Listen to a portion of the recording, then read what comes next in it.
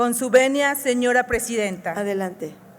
Me dirijo a esta soberanía para presentar una iniciativa con proyecto de decreto por el que se adiciona una fracción al artículo 371 y se reforma el artículo 376 de la Ley Federal del Trabajo bajo las siguientes consideraciones.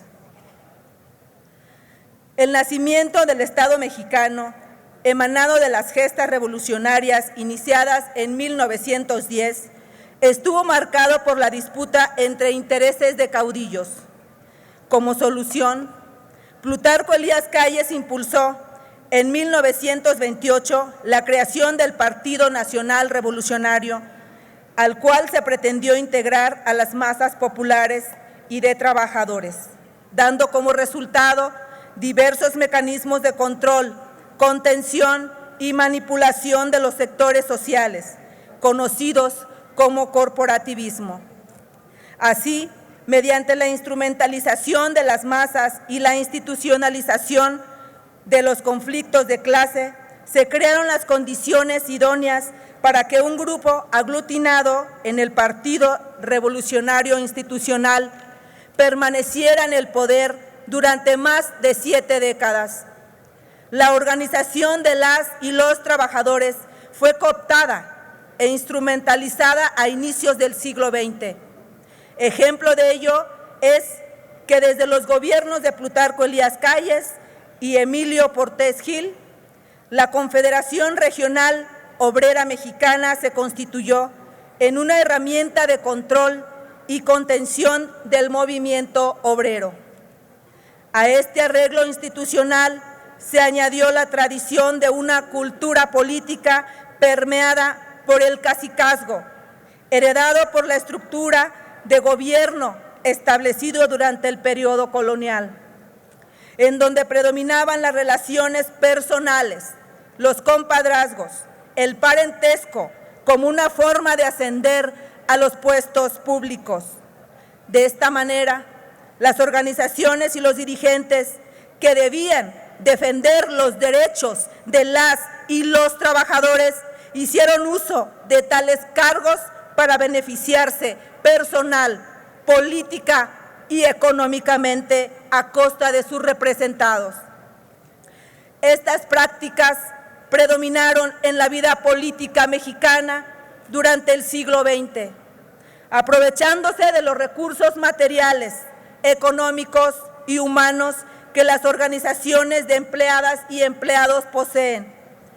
Sus dirigentes charros pretenden mantener sus privilegios, reelegirse indefinidamente o imponer personas afines a las elecciones internas para continuar en el ejercicio del poder.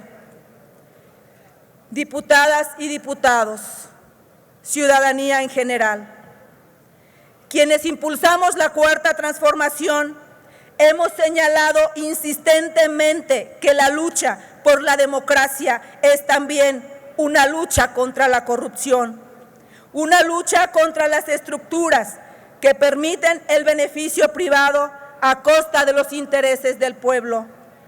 Por ello, desde el Poder Legislativo, el 11 de abril, aprobamos una reforma a la Ley Federal del Trabajo, cuyos ejes principales son la democracia sindical, la libertad de negociación y la justicia laboral. Asimismo, se ratificó el Convenio 87 de la Organización Internacional del Trabajo. Desafortunadamente, continúan existiendo asociaciones y líderes sindicales ligados al Partido Revolucionario Institucional que pretenden perpetuar las viejas formas de hacer política. La corrupción e impunidad que se reflejan en los representantes sindicales que se reeligen indefinidamente a través de campañas electorales caracterizadas por prácticas antidemocráticas y restrictivas de la libertad de sindicación, por ejemplo, el voto abierto o condicionado.